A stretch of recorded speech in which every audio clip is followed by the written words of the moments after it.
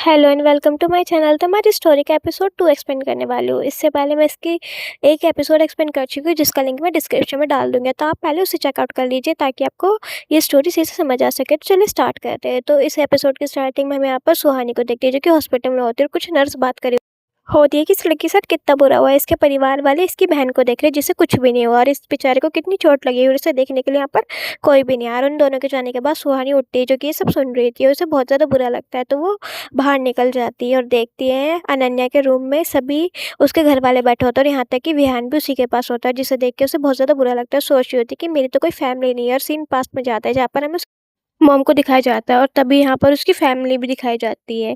लेकिन एक दिन जब उसके डैड यहाँ पर अपनी मिस्ट्रेस और उसकी बेटी को ले आए थे, तो तभी इनके मॉम डैड में झगड़ा होता है और उसकी मॉम को हार्ट अटैक यहाँ पर आ गया था, तो तभी से उनकी फैमिली ख़राब हो चुकी है।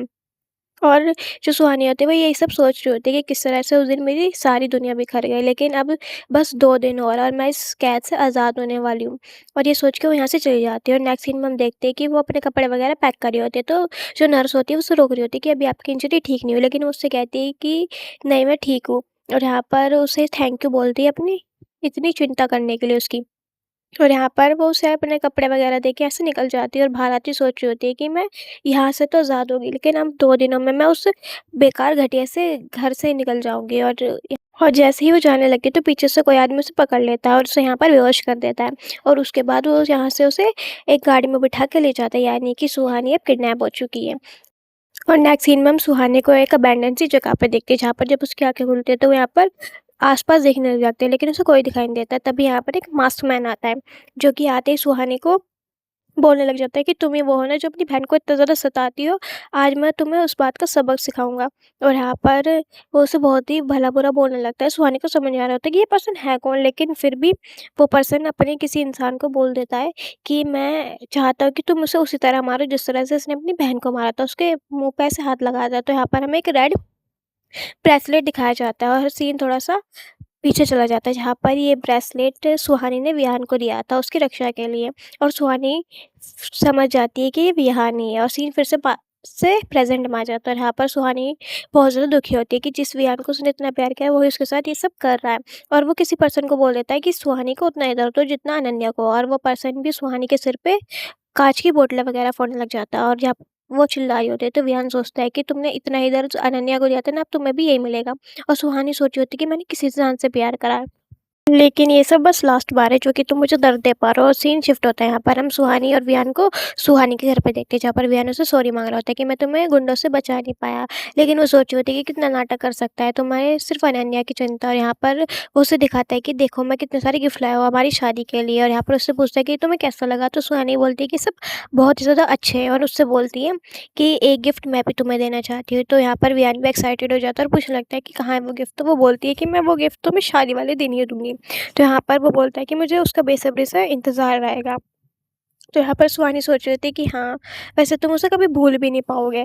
और सीन कट हो जाता है और हम सीधे शादी वाला दिन देखते हैं जहाँ पर विहान तैयार हो रहा होता है, तो उसकी ग्रैंड मदर यहाँ पर आती है और कहती है कि तुम्हें तो रात को नींद भी नहीं होगी शादी के चक्कर में। तो यहाँ पर वो बोलता है कि ग्रैंड माँ आपको पता है ना मैं तो अनन्या को पसंद करता हूँ, ये तो सुहानी से बस मैं अनन्या को बचाने के लिए शादी कर रहा हूँ। यहाँ पर वो अपने असिस्टेंट को बोलता है कि सभी गिफ्ट्स गाड़ी में रखवाओ और चलो सुहानी के घर। यहाँ पर ग्रैंड मदर बोलती है कि बेवकूफ़ लड़का कब अपनी फीलिंग्स को समझेगा कि ये अनन्या को नहीं पसंद करता बल्कि सुहानी को पसंद करता है।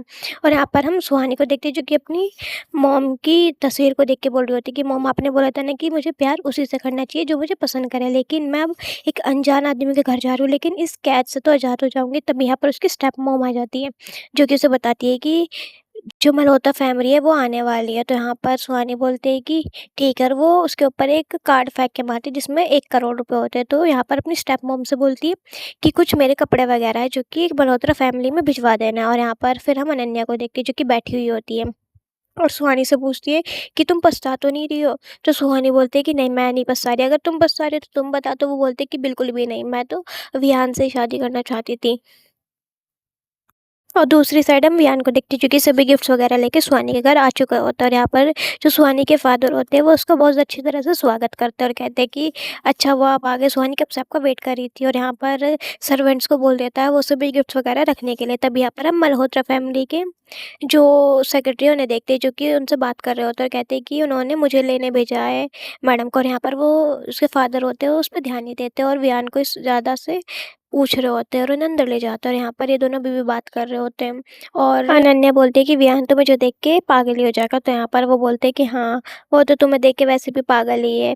और यहाँ पर तभी उनकी स्टेप मॉम आ जाती है और बोलती है कि तुम दोनों जल्दी से घूंघट कर लो क्योंकि वियान और मल्होत्रा फैमिली आ चुकी है। और यहाँ पर हम इन दोनों को ही साइड साइड से जाते हुए देख रहे होते हैं जहाँ पर दोनों ने घूंघट किया होता है। तो वियान को पता नहीं चलता है कि ये सुहानी नहीं अनन्या। और ये दोनों जब जा रहे होते हैं सुहानी बहुत ज़्यादा खुश होती है और वो जाके सीधा कार में बैठ जाती है और अपना घूंघट तब उतारती है। यहाँ पर जो वियान होता है वो अनन्या को लेके जा रहा होता है लेकिन उसे कुछ अजीब सी फीलिंग आ रही होती है कि ये लड़की सुहानी नहीं है। और यहाँ पर जैसे ही वो उसे कुछ फील सा होता है तो वो घूंघट उखाड़ के देखता है तो वहाँ पर अनन्या होता है। उसे देख के तो वो बहुत ज़्यादा शॉक्ड हो जाता है, कहते हैं कि तुम यहाँ क्या कर रही हो।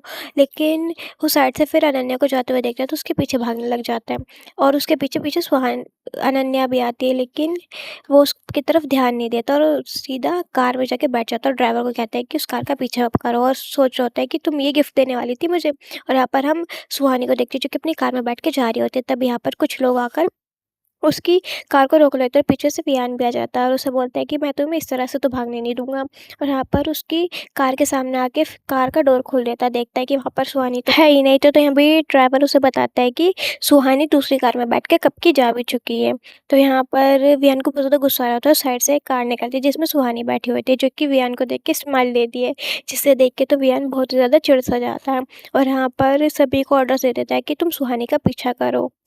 और पास में दिखाया जाता है कि सब प्लान सुहानी का था क्योंकि उसे पता था कि वियान उसे ज़रूर रोकेगा। और कहती है कि अब से मैं इस कैद से आज़ाद हो चुकी हूँ और ये है तुम्हारा तोहफ़ा। और यहाँ पर वो अपने सभी लोगों को बता रहा होता है कि सुहान को किस तरह से पकड़ना है। तभी मैनेजर आके उसे बताता है कि अनन्या की तबीयत ख़राब है। तो डायरेक्ट वो अनन्या के पास पहुँच जाता है और यहाँ पर हम उसे देखते हैं जो कि ड्रामा कर रही होती है लेकिन वियान को तो उसके आगे कुछ नज़र ही नहीं आता था। और यहाँ पर जैसे ही वो उठती है तो फिर से ड्रामा करने लगती है कि वियान मेरे से बहुत ज़्यादा बड़ी गलती हो गई है, मैं नहीं चाहती थी कि तुम दोनों के बीच ऐसा कुछ हो। लेकिन जो सुहानी दीदी है ना वो तुमसे शादी नहीं करना चाहती थी। तो वो बोलता है कि मुझे पता है तुम्हें ये सब मजबूरी में करना पड़ा है। और यहाँ पर उससे बोलने लग जाता है कि मैं चाहता हूँ कि तुम यहीं रहो। और जैसे उसे आई लव यू बोलने लग जाता है तो उसके मुँह पे सुहानी का नाम आता है जिसे महसूस करके वो एकदम से खड़ा हो जाता है। और यहाँ पर अनन्या से बोल रही होती है कि अगर आप चाहते हो कि मैं यहाँ ना रुकूँ तो मैं ऐसा ही करूँगी। तो यहाँ पर वो बोलता है कि नहीं मैं चाहता हूँ कि तुम यहीं रुको। लेकिन अभी भी वो सोच रहा होता है कि वो सुहानी के बारे में क्यों सोचा जब उसे अनन्या मिल गई है। तो तब यहाँ पर ग्रैंड मदर आती है और उससे बोलती है कि सुहानी ऐसा नहीं कर सकती, वो गोल्ड डिगर नहीं है।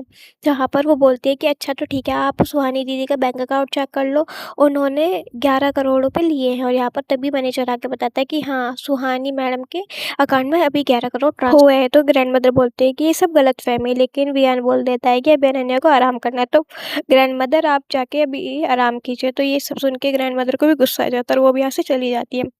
और फिर से वियान अनन्या के पास बैठ जाता है और यहाँ पर वो उससे पूछने लगती है कि मैं यहाँ रह सकती हूँ। तो वियान बोलता है कि हाँ तुम यहाँ बिल्कुल रह सकती हो और जितना तुम्हारा मन करे है तुम यहाँ पर कोई भी चीज़ सामान वगैरह टच कर सकते हो। तो वो यहाँ पर उसके गले लग जाती है। लेकिन वियान को अभी भी सुहानी के बारे में सोचा होता है और कहता है कि वो इस तरह से मुझे कैसे धोखा दे सकती है, सिर्फ 10 करोड़ रुपए के लिए। इतने पैसे तो मैं ऐसे ही चलते फिरते किसी को दे देता। और इसके साथ ये वाला एपिसोड यहीं पे खत्म हो जाता है। अगर आपको वीडियो पसंद आए तो प्लीज़ वीडियो को लाइक करके जाना, ज़्यादा से ज़्यादा शेयर करना ताकि बहुत से लोग ये वीडियो देख सकें। Thank you for watching.